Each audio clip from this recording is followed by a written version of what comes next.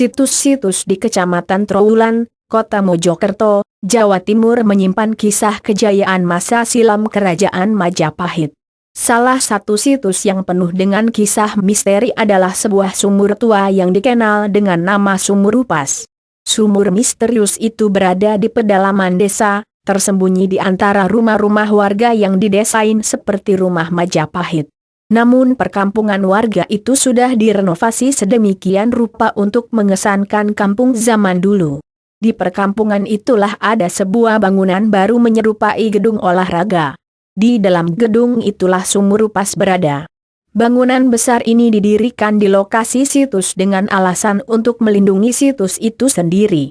Di sumur itu tak banyak yang berkunjung, kecuali paranormal, orang yang hendak menabur bunga sesajen atau petugas yang hendak membersihkan lokasi. "Monggo Mas, silakan Mas," ucap seseorang saat Brilionet datang. Laki-laki itu bernama Sudarsono atau akrab dipanggil Darsono. Dia adalah orang yang sehari-hari menjadi juru kunci Sumur Upas. Dari Darsono Brilionet mendapat banyak cerita tentang sumur yang misterius tersebut. Ia menjelaskan, dari namanya sendiri Upas dalam bahasa Jawa berarti bisa ular. Namun bisa ular yang dimaksud di sini hanya sebagai kata kiasan. Digunakan untuk menyebutkan sumur ini karena konon di dalam Sumur Upas terdapat pusaka-pusaka ampuh milik Kerajaan Majapahit. Saking ampuhnya makanya oleh masyarakat sekitar disebut Upas, ujarnya. Salah satu sudut kompleks Sumur Upas yang sering didatangi pengunjung. Pada tahun 1941, situs ini pernah diteliti, dan tahun 1996 dilakukan pemugaran.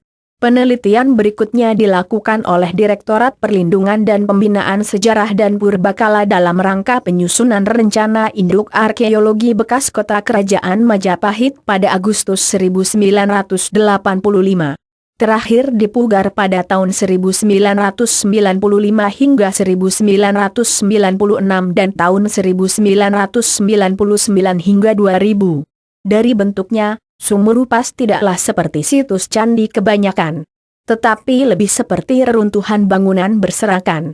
Berbentuk segi empat dengan bilik-bilik terbuat dari batu bata merah. Ukurannya bervariasi, ada yang sekitar 2x2 meter, ada pula yang lebih besar dari itu. Jika diperhatikan, persis seperti bekas bangunan luas dengan banyak ruangan. Di beberapa tempat juga terdapat batu yang makin menegaskan bahwa di sini memang pernah ada suatu peradaban kuno. Sementara letak dari sumurnya sendiri berada persis di tengah-tengah reruntuhan. Ukuran diameternya 80 cm, sementara kedalamannya belum diketahui hingga sekarang. Ada cerita, pernah ada warga yang mencoba masuk ke dalam sumur, namun ia tewas di dalam sumur setelah menghirup bau beracun. Kesan angker memang selalu tampak dari sumur tersebut. Di atas lubang sumur diberi cungkup dan dilapisi dengan karpet berwarna merah terang. Di atas karpet itu sering dijumpai kembang dan sesajen lain. Kompleks situs yang tertata dari tumpukan bata merah kuno. Tak jauh dari lokasi lubang sumur, ada sebuah bangunan yang tersusun dari batu merah dengan bentuk menyerupai pendopo. Ukurannya cukup besar, dengan panjang 12,5 meter, lebar 8,5 meter dan tinggi 1,6 meter. Pada bagian baratnya terdapat bekas tanda masuk selebar 2 meter. Bangunan inilah yang disebut dengan Candi Kedaton.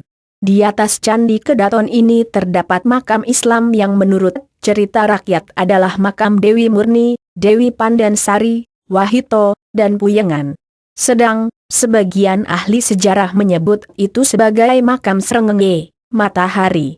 Darsono, pria yang setiap hari menjaga situs ini menuturkan, kompleks Sumur Upas dulunya digunakan sebagai pintu rahasia Kerajaan Majapahit dan rumah tinggal para pejabat. Di mana di dalamnya terdapat banyak ruangan yang fungsinya bermacam-macam. Di bawah tanah dipercaya ada banyak terowongan rahasia yang tembus ke sejumlah tempat. Seperti Gunung Lawu, Pantai Selatan, Tengger, Tuban, Banyuwangi, bahkan hingga ke Pulau Bali. Ngeri, ada buaya buas tiba-tiba di depan rumah seorang warga di Flor Oto melapor ke polisi gara-gara ada buaya di depan rumahnya. Subscribe http://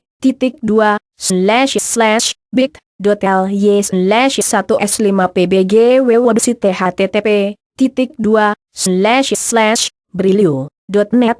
More videos. Ia juga bercerita, dulu Sumurupas adalah berupa bukit kecil.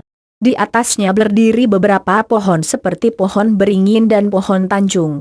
Namun ketika tahun 1998, sesaat sebelum Soeharto lengser, pohon yang berada di atas Sumurupas ini mendadak roboh.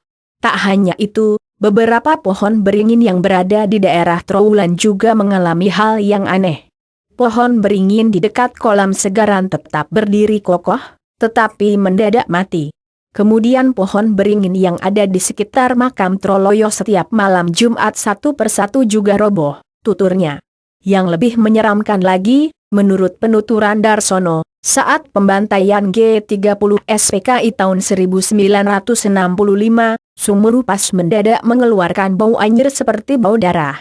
Namun sekarang sumur tersebut tak lagi menyeramkan seperti dulu. Auranya sekarang sudah hilang.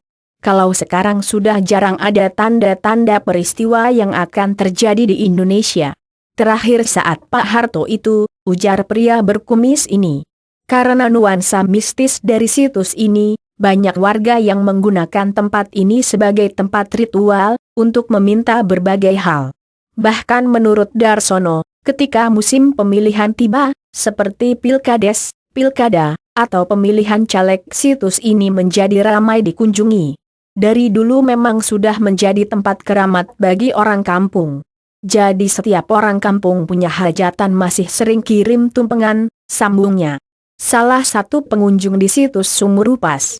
Namun Kepala Balai Pelestarian Cagar Budaya, BPCB, Andi Muhammad Said, memiliki pendapat lain. Menurut dia, sampai sekarang baik arkeolog maupun peneliti belum bisa memastikan pada zaman dahulu, berfungsi sebagai apa sebenarnya situs Sumurupas ini. Prasasti tentangnya belum pernah ditemukan. Sementara terowongan yang banyak disebut orang belum ditemukan. Satu peradaban pernah mendiami tempat ini, kemudian peradaban lainnya datang lagi dan menumpuk bangunan yang ada. Begitu seterusnya sampai 10 peradaban. Jadi ini seperti satu tempat yang bolak-balik dipakai orang, kata Seth. Hingga kini untuk menguak misteri Sumurupas masih sulit untuk dilakukan. Pasalnya, luas situs ini sebenarnya hampir seluas dusun tempat situs ini berada. Di mana sekarang bagian-bagian lainnya sudah tertutup oleh jalan dan rumah-rumah warga. Kan gak mungkin kita menyuruh warga untuk pindah begitu saja. Perlu proses yang panjang dan gak mudah, katanya. Ia mengakui, bentuk situs Sumurupas memang tak lazim, karena sangat luas. Saat arkeolog dan peneliti menggali untuk mendapatkan pondasi, justru mendapatkan bangunan lain di bawahnya.